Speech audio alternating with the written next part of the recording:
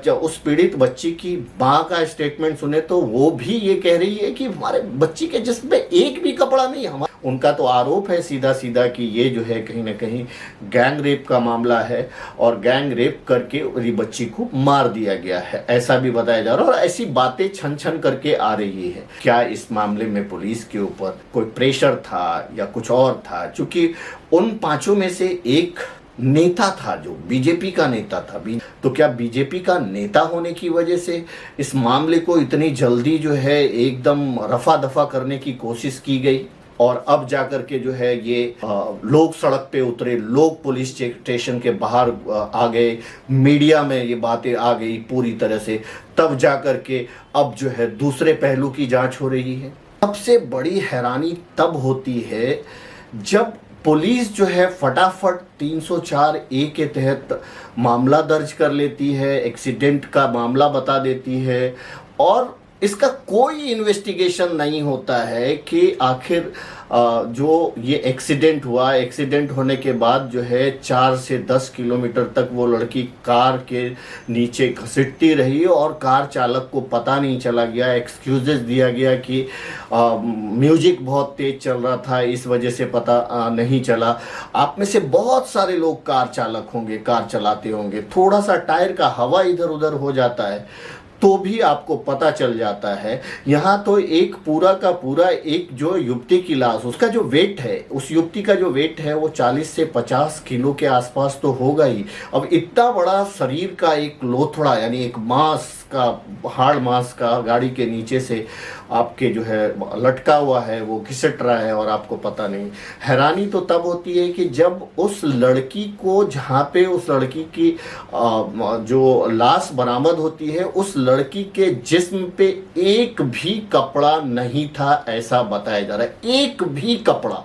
आप समझिए, अगर एक्सीडेंट होता है, लाश समझो घसीटती है, जानबूझ के नहीं किया गया है, कुछ तो कपड़ा उसके जिस्म पे बाकी रहता, उसके जिस्म पे कुछ भी कपड़ा बाकी नहीं होता है। उसके बावजूद भी पुलिस आनन फानन में जो है एफआईआर दर्ज करती है और उस एफआईआर के मुताबिक तो उसको थाने से ही जमानत मिल जाती थी उन आरोपियों को। लेकिन जब लोगों का जमावड़ा हुआ, जब लोगों ने इसकी आवाज़ उठाई, कुछ मीडिया ने इसकी आवाज़ उठाई, तब अब जाकर के, यानी 31 तारीख की रात का इंसिडेंट है, यानी 1 तारीख को पुलिस को इस घटना की पता भी चल गई और 1 तारीख के बाद आज 2 तारीख को उसका पोस्टमार्टम किया जा रहा है।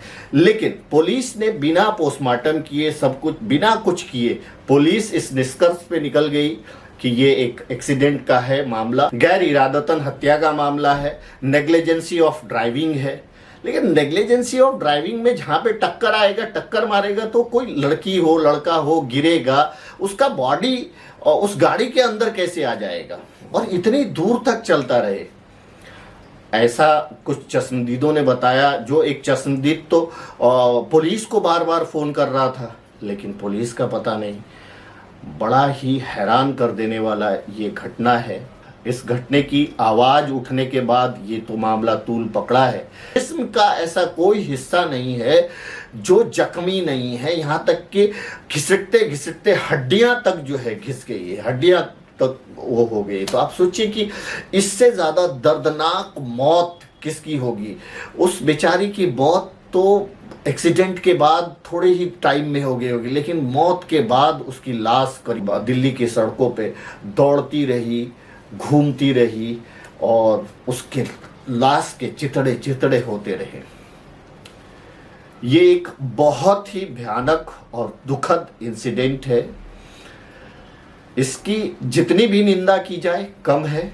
इसके जो भी आरोपी है उसको कड़ी से कड़ी सजा मिले। अगर ये इंटेंशनली किया गया है तो आप समझिए इससे ज़्यादा, इससे बड़ा दरिंदगी और क्या होगा कि एक युवती का एक्सीडेंट होता है, वो मर जाती है, डेथ हो जाती है, उसके बाद उसके लाश को जो है गाड़ी के नीचे रौंदा जाता है। अपने आप में सुनने में ही ये रूह कांप देने वाली बात है दोस्तों। तो सवाल खड़ा तो हो रहा है पुलिस के ऊपर। इनिशियल जो पुलिस ने स्टेटमेंट दिया, जिस हिसाब से पुलिस ने एफआईआर दर्ज किया, तो वो सवाल खड़ा करने वाला है। अब नेता लोग भी इसमें पॉलिटिक्स करने के लिए उतर गए हैं और पॉलिटिक्स भी हो रही है। वो लड़की अपने परिवार की इकलौती कमाने वाली लड़की थी, जो उसकी वजह से जो है उसका घर चलता था। चलो पैसे की तो बात अलग है कि पैसा लोग कमा लेंगे, ये कर लेंगे, लेकिन एक जान चली गई। वो जान कितनी कीमती हो सकती है, कितनी कीमती होगी। एक जवान जान चली गई किसी की नेग्लिजेंसी की वजह से, किसी की। अब इसमें नेग्लिजेंसी तो हम अभी बोल भी नहीं सकते क्योंकि इसकी पूरी रिपोर्ट नहीं आई है। नेग्लिजेंसी उसको बोलते हैं कि चलो ठीक है, एक अगर किसी से एक्सीडेंट हो गया अचानक से, समझो टक्कर लग गई, तो जब टक्कर लगी होगी तो गाड़ी चलाने वाले को पता तो चला होगा कि किसी का टक्कर लगा है, किसी को टक्कर लगा है, तो उसको उतर के उसको देखना चाहिए कहाँ टक्कर लगा, क्या लगा। उसको फौरन, अगर हो सकता है टक्कर लगने के बाद भी वो लड़की जिंदा हो और उसको हॉस्पिटल ले जाया जाता तो उसकी जान बच जाती थी। या फिर ये जो कहा जा रहा है कि ये मामला एक्सीडेंट का नहीं है, ये मामला कुछ और है, ये मामला जो है कहीं ना कहीं गैंग रेप का है।